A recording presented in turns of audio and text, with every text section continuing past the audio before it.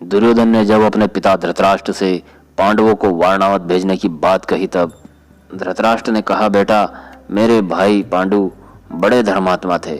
सबके साथ और विशेष रूप से मेरे साथ वे बड़ा उत्तम व्यवहार करते थे। वे अपने खाने पीने की भी परवाह नहीं रखते थे। सब कुछ मुझसे कहते और मेरा ही राज्य समझते थे। उनका पुत्र युधिष्ठिर भी वैसा ही धर्मात्मा, गुणवान, यशस्वी और वंश के अनुरूप है। हम लोग बलपूर्वक उसे वंश परंपरागत राज्य से कैसे दूर कर दें, विशेष करके जब उसके सहायक भी बहुत बड़े बड़े हैं। पांडु ने मंत्री, सेना और उनकी वंश परंपरा का खूब भरण पोषण किया है। सारे नागरिक युधिष्ठिर से संतुष्ट रहते हैं। वे बिगड़कर हम लोगों को मार डालेंगे तो? तब दुर्योधन ने कहा, पिताजी, इस भावी आपत्ति के विषय में मैंने पहले ही सोचकर अर्थ और सम्मान के द्वारा प्रजा को प्रसन्न कर लिया है। वह हमारी ही सहायता करेगी। खजाना और मंत्री मेरे अधीन है ही। इस समय यदि आप नम्रता के साथ पांडवों को वारणावत भेज दें तो मैं राज्य पर पूरी तरह से कब्जा कर लूँगा। उसके बाद वे यहाँ पर आ भी जाए तो कोई हानि नहीं है। तब धृतराष्ट्र ने कहा, बेटा, मैं भी तो यही चाहता हूँ, परंतु यह पापपूर्ण बात उनसे कैसे कहूँ? भीष्म, द्रोण, कृपाचार्य और विदुर की इसमें सम्मति नहीं है। उनका कौरव और पांडवों पर समान प्रेम है। यह विषमता उन्हें अच्छी नहीं मालूम होगी। यदि हम ऐसा करेंगे तो हम पर उन कौरव महानुभावों का और जनता का कोप क्यों ना होगा? तब दुर्योधन ने कहा, पिताजी, भीष्म तो मध्यस्थ हैं, अश्वत्थामा मेरे पक्ष में है, इसलिए द्रोण भी विरुद्ध नहीं जा सकते।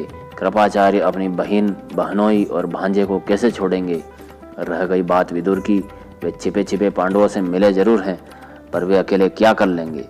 इसलिए आप बिना शंका संदेह के कुंती और पांडवों को वारणावत भेज दीजिए, तभी मेरी जलन मिटेगी। यह कहकर दुर्योधन तो प्रजा को प्रसन्न करने में लग गया और धृतराष्ट्र ने कुछ ऐसे चतुर मंत्रियों को नियुक्त किया जो वारणावत की प्रशंसा करके पांडवों को वहां जाने के लिए उकसावे। कोई उस सुंदर और संपन्न देश की प्रशंसा करता तो कोई नगर की, कोई वहां के मेले का बखान करते नहीं अघाता। इस प्रकार वारणावत नगर की बहुत प्रशंसा को सुनकर पांडवों का मन कुछ कुछ वहां जाने के लिए उत्सुक हो गया। अवसर देखकर धृतराष्ट्र ने कहा, प्यारे पुत्रों, लोग मुझसे वारणावत की बड़ी प्रशंसा करते हैं। यदि तुम लोग वहां जाना चाहते हो तो हो आओ। आजकल वहां मेले की बड़ी धूम है। देखो, वहां तुम लोग ब्राह्मणों और गवैयों को खूब दान देना तथा तेजस्वी देवताओं की तरह विहार करके फिर यहाँ पर लौट आना।